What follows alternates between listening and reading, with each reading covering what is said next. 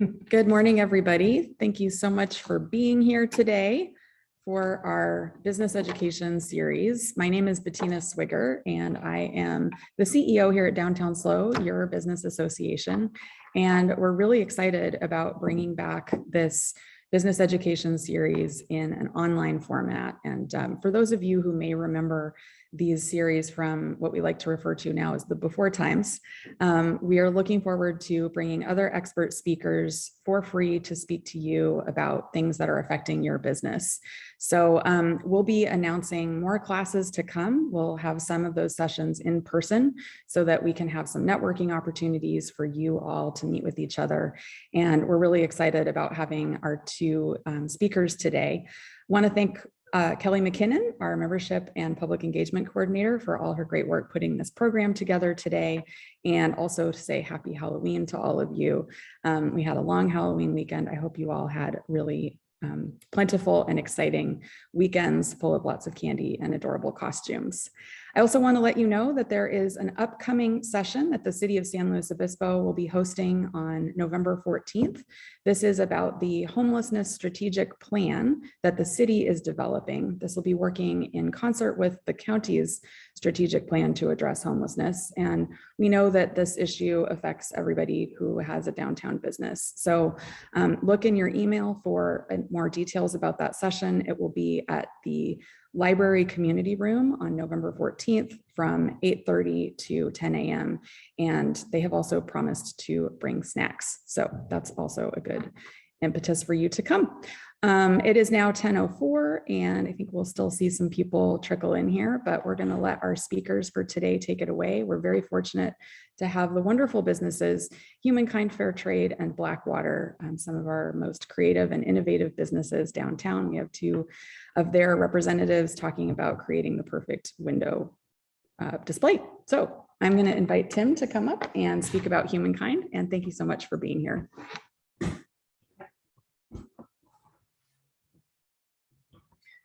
Thank you, Bettina. Get your presentation started here. Thank you. Share the screen. Hi, my name is Tim Kelly. I am with HumanKind Fair Trade. We are a nonprofit store here in San Luis Obispo at the one end of Court Street on Monterey.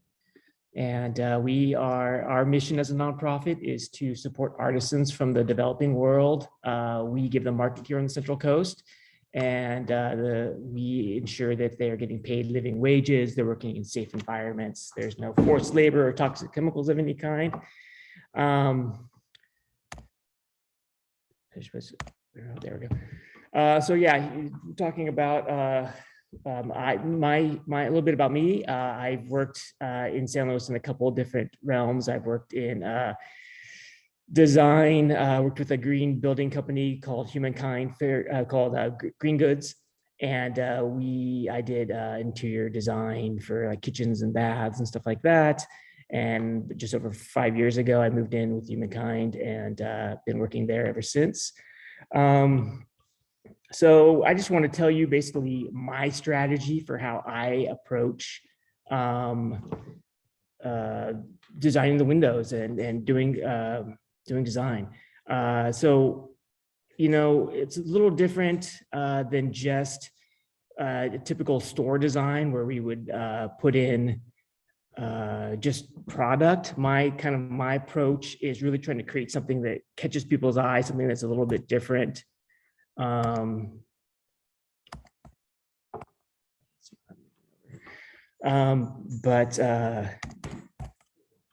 yeah, so instead of just doing, the normal thing, I try to make something that's really going to catch people's attention.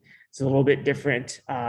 Instead of just putting in products, that we carry in the store, just in the window, I try to create something that's really going to catch their eye and bring them into the store. So we're in the store, we might, display our products in a fun, attractive way. In the window, it's a little different. I'll try to really make something that's going to catch their eye. The real purpose is to really get them into the store and really get them to stop walking down the street and look at the window. I mean, even if they don't come into the window, if they or come into the store, if they're stopped and are looking in the window and talking, that's half the battle just to get them to stop walking. So these are just some samples of a couple of different displays we did in the store. You've got the Christmas, the trees there for Christmas. We actually had a small sample. The small little trees around there are a product we were selling.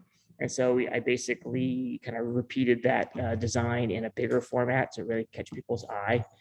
One thing I try to do is fill the space so that it's not, that you have stuff at different levels. Kind of thinking of the composition of the window, trying to have height, have different colors.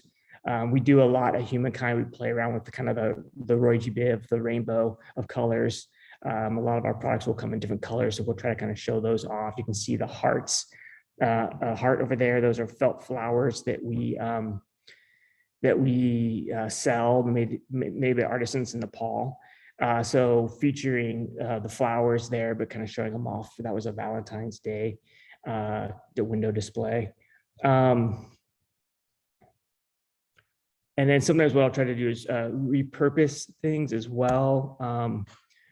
Sorry about that. I'll create something and then maybe try to add to it. So sometimes I'll create something that we'll have in the window for one part of the year, and then it will evolve. And so that way we can have it throughout the year. So when you put a lot of effort into making a display, I'll try to reuse that element.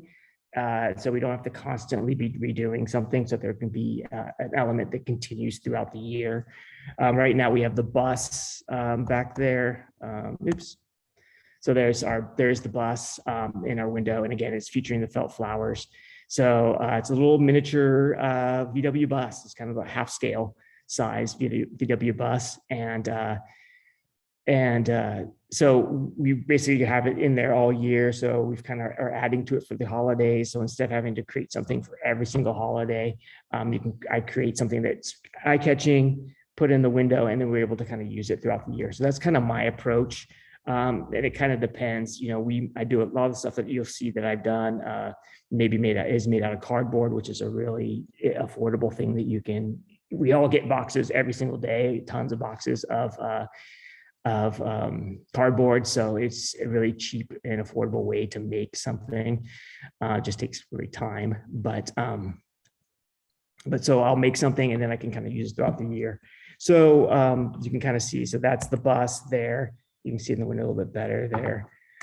So we kind of have added to it for Christmas. I don't have a picture of that, and it's still kind of evolving. So here's some other trees that we did. We used those trees twice for 2 separate Christmases, and then actually, don't tell anybody, but I'm actually going to repurpose that heart for the new place. So one thing I want to also talk about is just understanding your window. Or the space you have. So this is our old window. And as you can see, it has, it's kind of like a window box. So there's, if you will, like a stage, right? So it's a place where no customers go into, and it's a place right at the front of the store that you can create a window display. And so that's, has its good qualities and bad qualities. But that was our old shop, and as you go back here, our new shop, we don't have that. It's more of like the front of our store. So in the new space, I have to I'm trying to create more of an interactive window display where people can walk around it, they can interact with it, they can look in it, they can reach inside, grab flowers. So it kind of changes the dynamic of how you create something, how you think of your window display. So this is kind of like a new approach that I'm having to work with. So we don't have the window box. We don't have a stage where, that's the designated area for a window display. So this new one has just kind of the front of the store. So I'm working at trying to create more interactive displays where the customers can kind of interact with them. And, a talk we did a while back here about the kind of the future of retail. And that was one of the things we talked about, was like trying to, the future of retail is more trying to create an interactive experience with the customer. So that's something to think about too. Is there a way that you can create a display that's interactive? Is there something that they can count in the window, or is there something that they can, can you do a like not a raffle, but have people like how many hearts are in the window and have people count them, is different ways you can interact with them. So, but in our new store, that's what I'm working with is basically like just kind of a front of the store display. So it's a little different than the window box, trying to make it more like interactive with customers. So I just want to talk to you about my process for creating a display. I work with our manager, Lynn Ann, and we will do a little brainstorming, come up with a couple ideas. This was an idea that I came up with a couple years ago for kind of a tree, to build a tree to put in the window. And so basically I'll do like a simple drawing, kind of approach Lynn Ann with that idea. And then we'll talk about it. So I draw up something, give her an idea of what I've got up in my head. And then we go kind of from that. I'll have to kind of like put it into 3 dimensions. So I will, I did some modeling of it, where sometimes it's with cardboard or clay or something, or just paper, and then start making it. And there's a construction side of it. So I do a lot of the stuff in my garage at my house. That is a way to be affordable as well. My wife doesn't really appreciate that, but she puts up with it. So this was in my garage. This was the beginning of the tree being built. And then, so that's a way, kind of using spare space in the house. This was a finished tree in the window. And so the way I designed this is it was going to be up all year. And so kind of trying to create space kind of on the right-hand side there where we could put mannequins or products. It kind of is just on one side, and on the top kind of framing out the window. And then what happened is the leaves are different. I had different colored leaves. So when fall came around, we would switch out the green leaves slowly with the fall colored leaves. And then as fall progressed to winter, we would start dropping the leaves off. And then we did snow with shredded paper on the top. So that was like an element that we could have that would catch your eye, that had interest. It kind of framed out the window box, and then it kind of evolved throughout the season. So it had to tie in with the different seasons, but it wasn't something that we had to like replace every single time. Redoing the window. I mean, the clothes on the mannequins would change, the baskets or display items would change in the window, but that was kind of an idea that would evolve throughout the season. So that was one thing that I do, where I kind of try to create something that I can repurpose, reuse it. And so that kind of saves some money and saves time. One thing I want to talk about too is just different things, different tools to use when you're doing your project. If you see the picture here above the HumanKind, you can this was our old shop, had like a kind of a trellis up there, is really putting something like that, if you can, up above your window. And then that way you can hang things. It's a really great way to have, when you're talking about your composition of your window, being able to have things that are hanging or things that are coming down from the top. You don't want a window display that's just things sitting all on one plane and flat. You kind of want to create interest by having different heights. And so, but when you can hang things, that's really great. So that was just like a trellis that was up at the top. And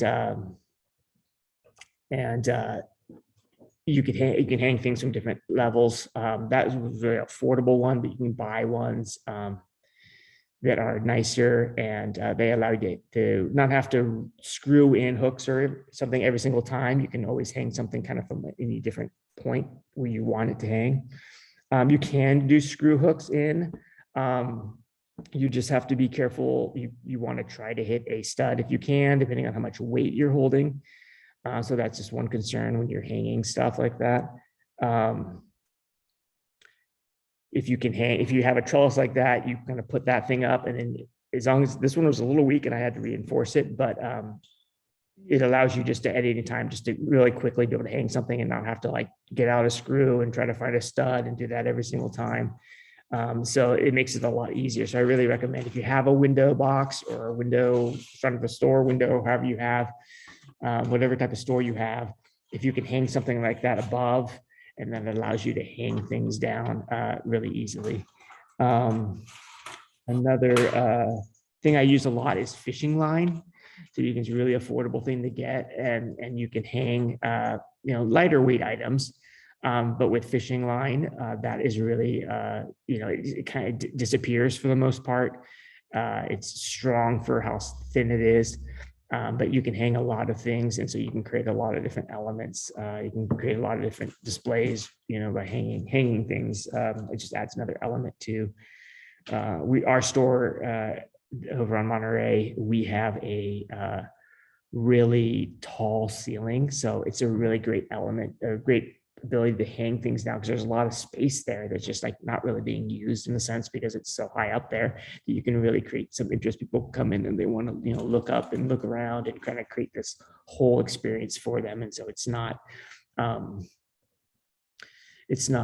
just them looking at things down below. They're looking up, they're looking around, they're it's an experience. You were trying to create an experience for them. So having things hang is really nice. And there's a lot of products that we have that we've hanging baskets and planters and stuff like that hang. So that's nice to be able to do that. We hung a bunch of baskets earlier this year. It was really fun. But sometimes you'll need a rope or chain. I go to Miners Hardware, we'll plug for them, but yeah, you can just get, rope, chain. A lot of the chain will tell you how much weight it can hold. So that's kind of nice. We hung a hammock chair in the window, in the store this year. So making sure that we had enough strength of chain to hold a person was important. A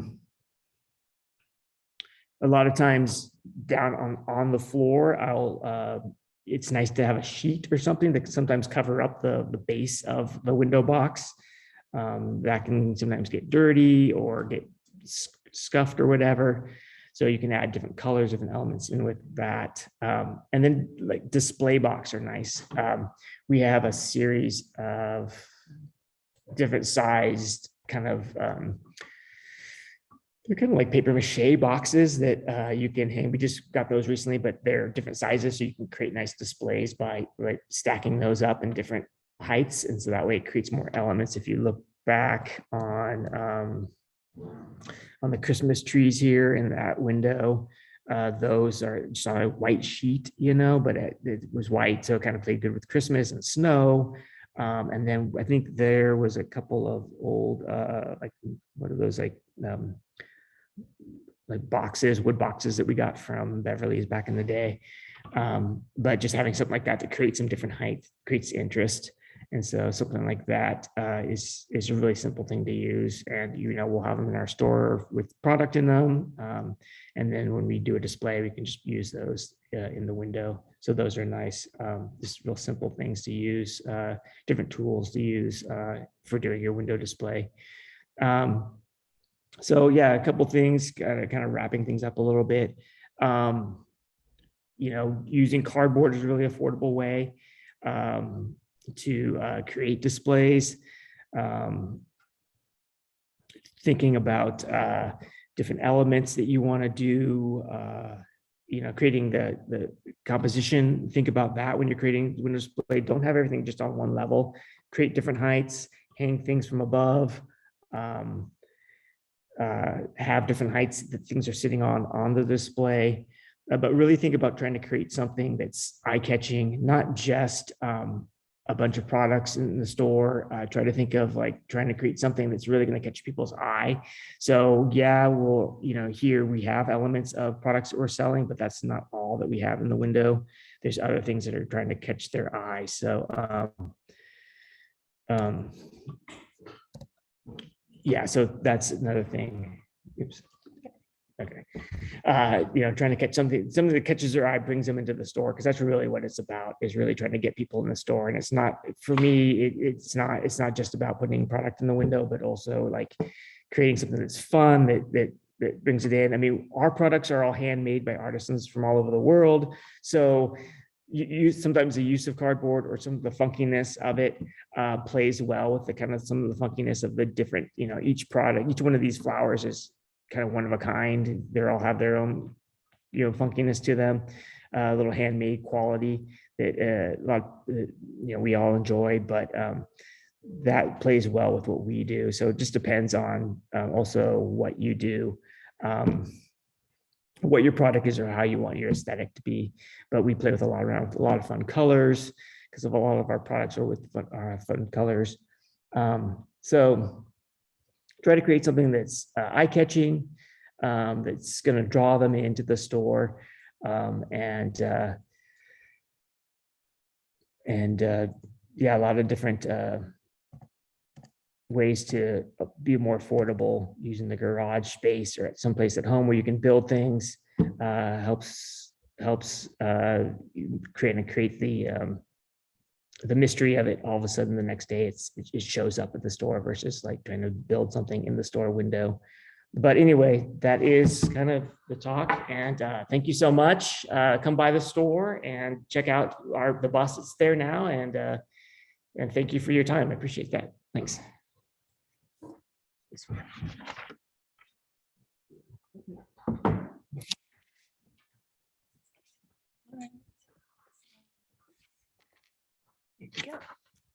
Hi, everyone. My name is Erica. I am one of the owners at Blackwater. We're a family-run and operated business in downtown. We've been downtown for about 20 years. Before we were Blackwater, we were H&G Sales.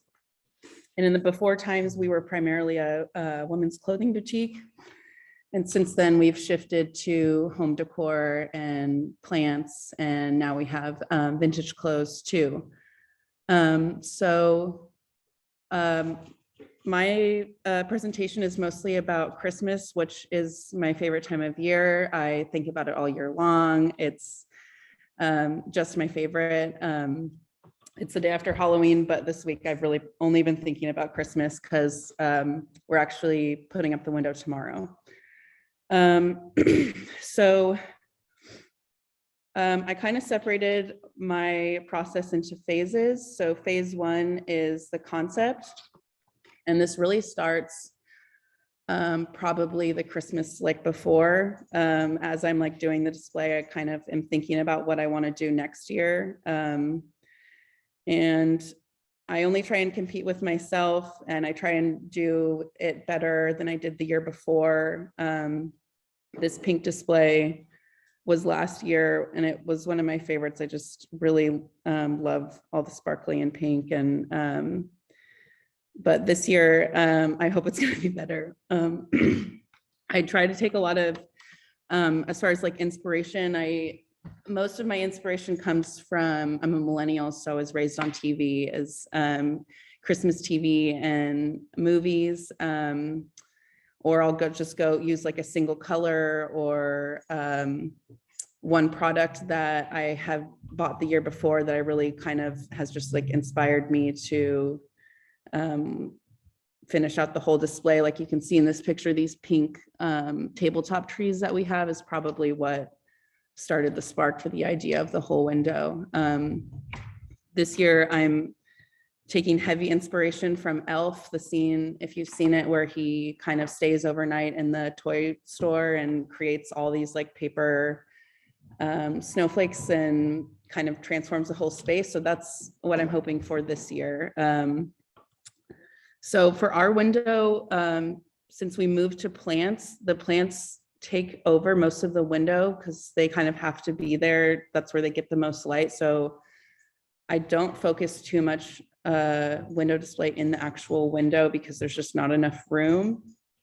And that's what I've done the past 2 years. And this year I'm hoping to add more light to the front window. It's kind of the biggest problem I'm trying to solve this year. So I've actually ordered lights that will go from the top, very top to the bottom, almost cover the entire front window that you'll have to look through to see the actual display, which is kind of like a walking interactive display, like Tim said. I Also for the concept, I tend to just sketch on my iPad up where I want things to go. We kind of do 3 different displays. We do like the front, the middle, and the back display, and I'll kind of just very loosely sketch where I want things to go before I get started.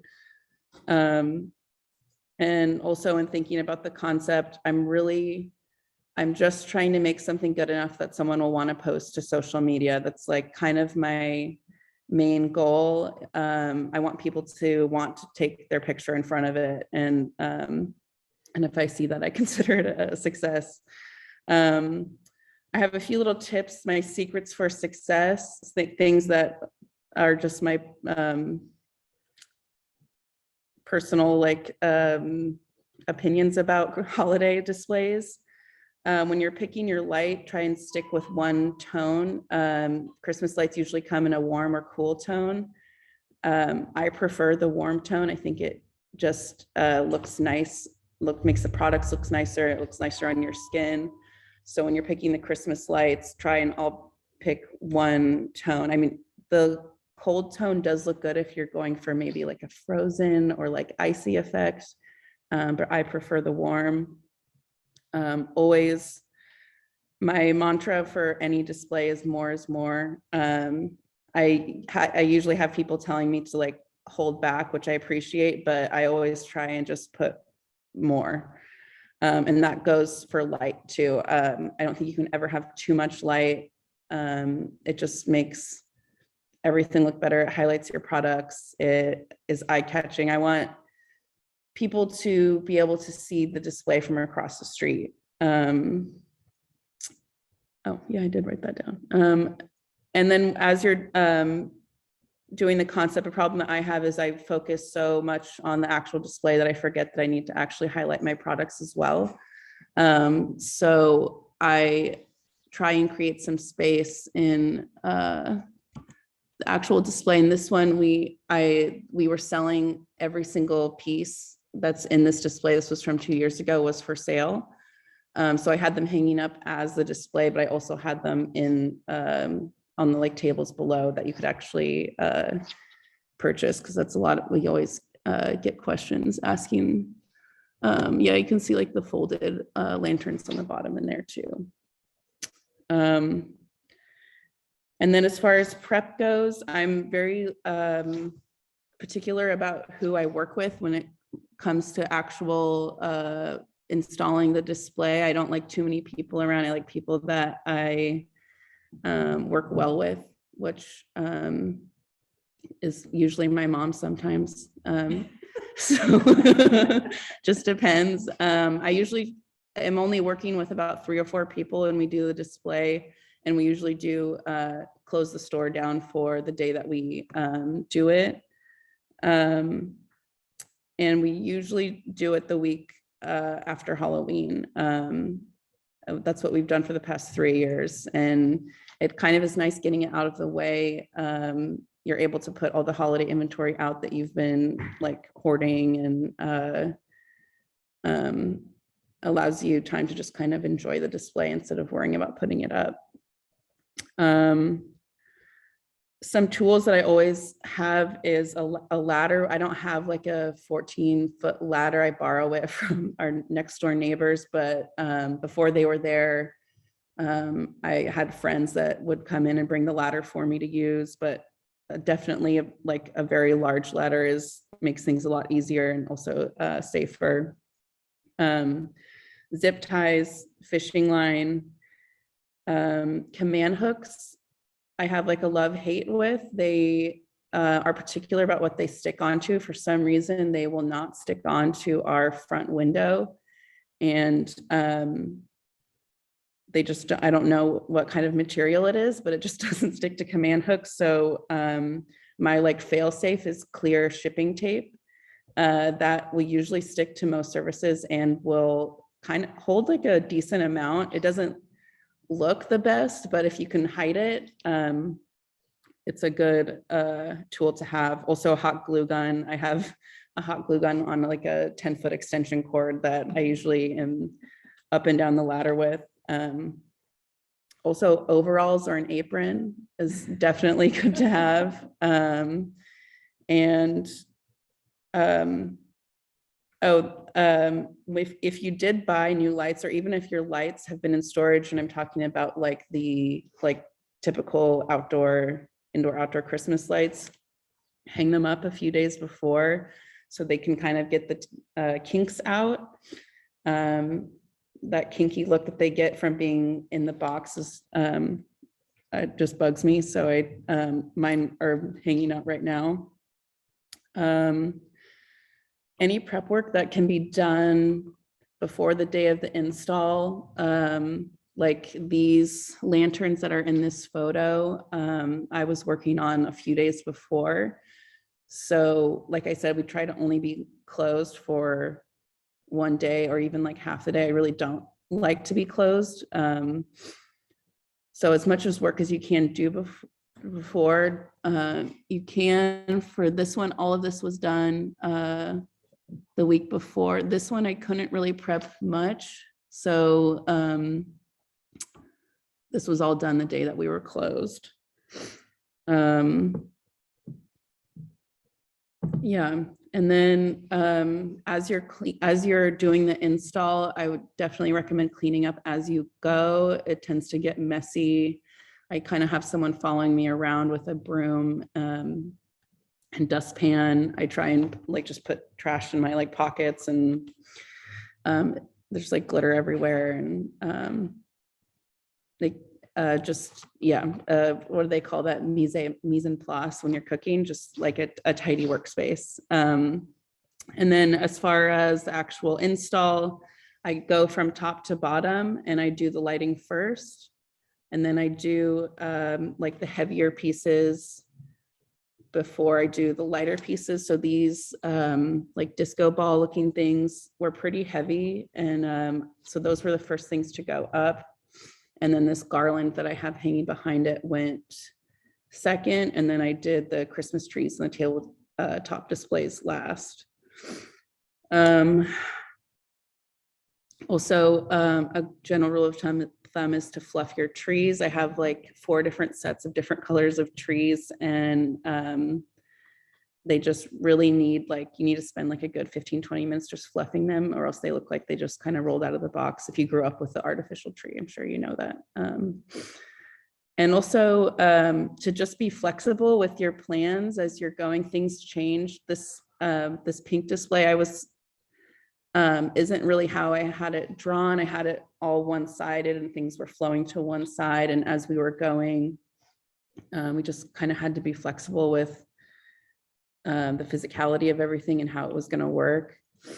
And then phase 4 is photographing your display. I highly recommend hiring a professional photographer to take pictures of your display, especially if you put all that hard work into it and you want to share it on social media. It's so worth it. I have so many photographer friends. You can email me. I can recommend a few if you don't have one.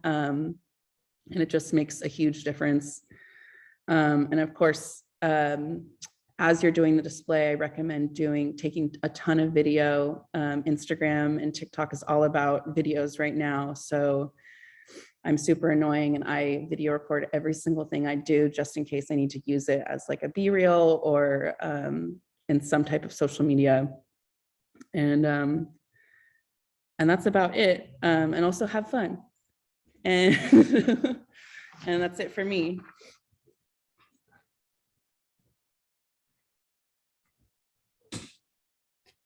All right. Oh, missed my chair. Well, thank you both so much for those awesome presentations. I already have ideas for our own little windows here at Downtown SLO, so that is going to be super helpful. And now we are just going to, oh, and here's Buddy the Elf. Since it is the holiday season now officially that Halloween has ended. We just want to open up the floor to all of your questions and get your thoughts on how this went and just anything maybe specific to your windows or your retail displaying experiences that maybe one of these two lovely people could help you out with. So I think there is, let's get rid of the presentation so we can see everybody. And there's one question already in the chat. This one was from Bettina. This one's for Tim specifically. She was just wondering if you could say more about the idea of like an interactive component. And I think Erica, you could probably speak to this as well too. If a customer interacts with the display in that way, do you also use this as a tool to sign them up for your email list? And then how do you communicate the interactive component of the window? So yeah, just kind of the more specifics of that. So I'll let you start that off. Yeah, mainly it would be kind of like just through social media, Instagram, Facebook, something like that. Not necessarily trying to catch their email, but that would be good too. But getting them just to start following us on different social media platforms. Lynn manages most of that, but yeah, usually it would be through a picture and a question she'll pose on there. We also mention things in the store as well. We have signage that talks about our different social media platforms that they can follow.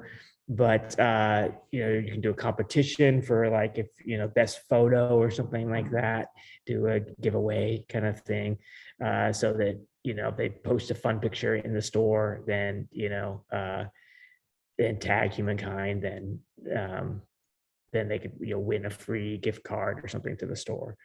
So that's one way that you can kind of get that interactive quality. Part of like the new display idea is trying to Erica mentioned it a little bit, but if you can get people to take pictures in front of your displays, that's always like, not only does it feel really good that someone like wants to be pictured in front of it, but then that also means that especially the younger generation, that they're posting it on Instagram, they're posting it on Facebook or wherever. And so that's always a great way to just get other people seeing it, and kind of like a grassroots kind of grows organically, So yeah, it's kind of Cool. Erica, do you have anything to add to that? Perfect. Okay. Well, everybody out there, you're more than welcome to unmute yourself if you have any specific questions. Now is the time to ask.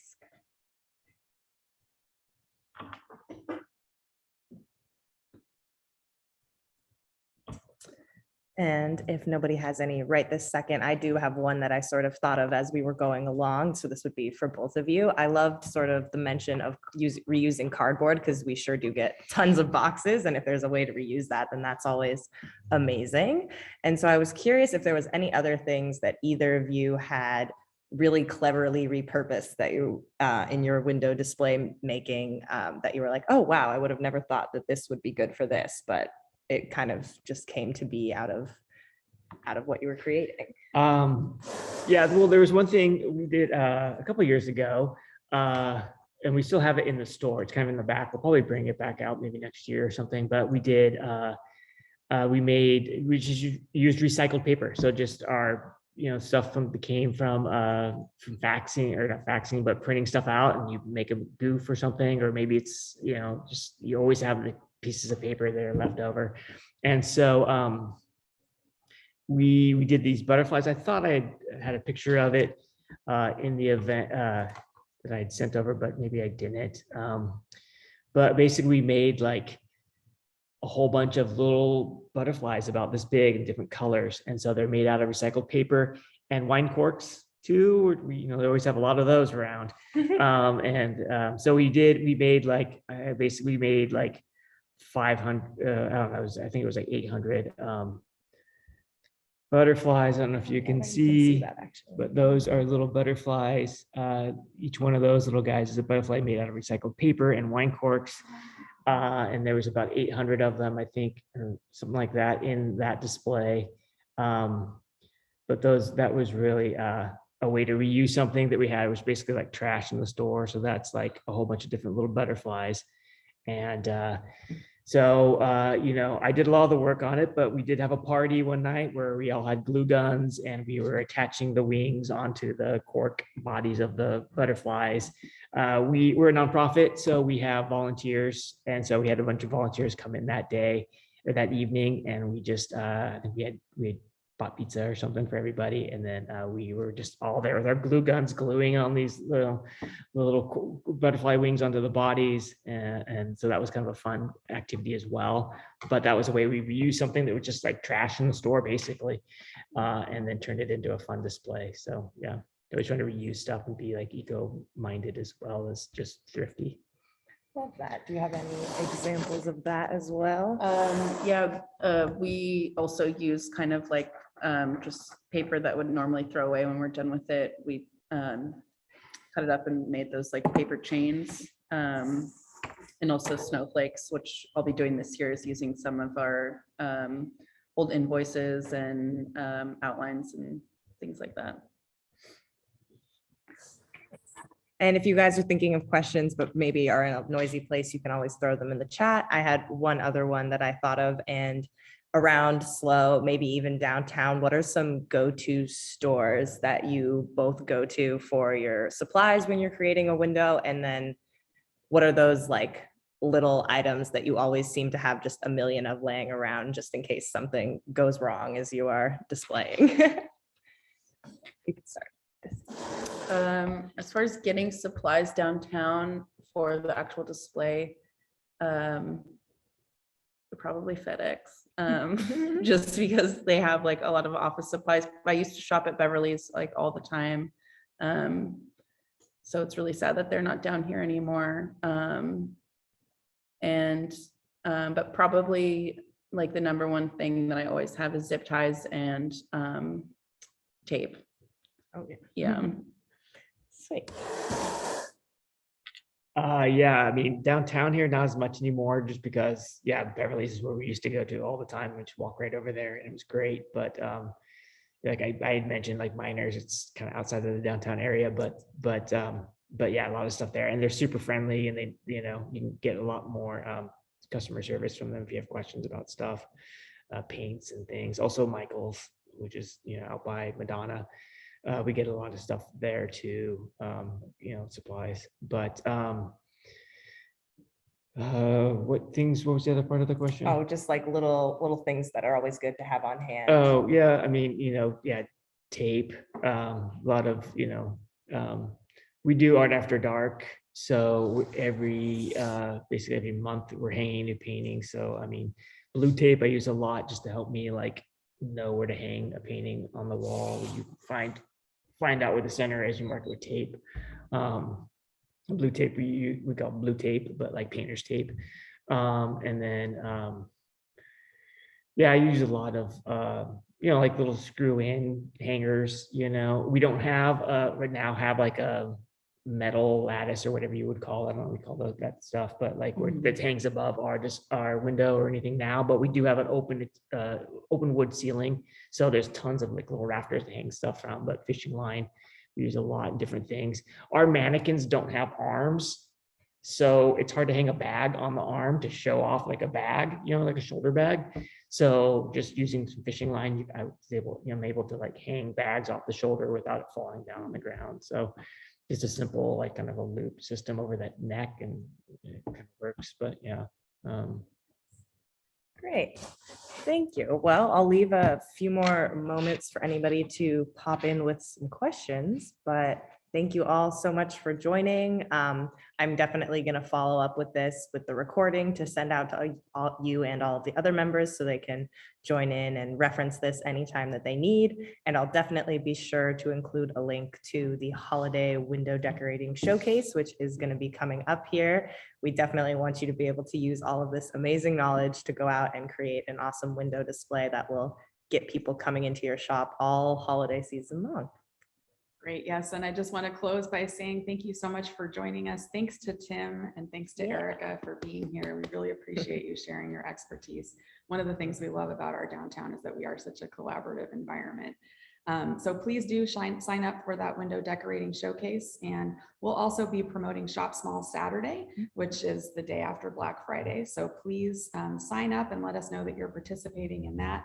And we will give you resources to promote that and get some fun giveaways for your customers. So we are all about the holidays right now. We're looking forward to sharing the holiday plaza with you, with Santa's house, with lots of lights. and the parade on December 2nd, and lots more fun to come. So happy November and happy holidays, and thanks for being here. Yes, thank you. All right.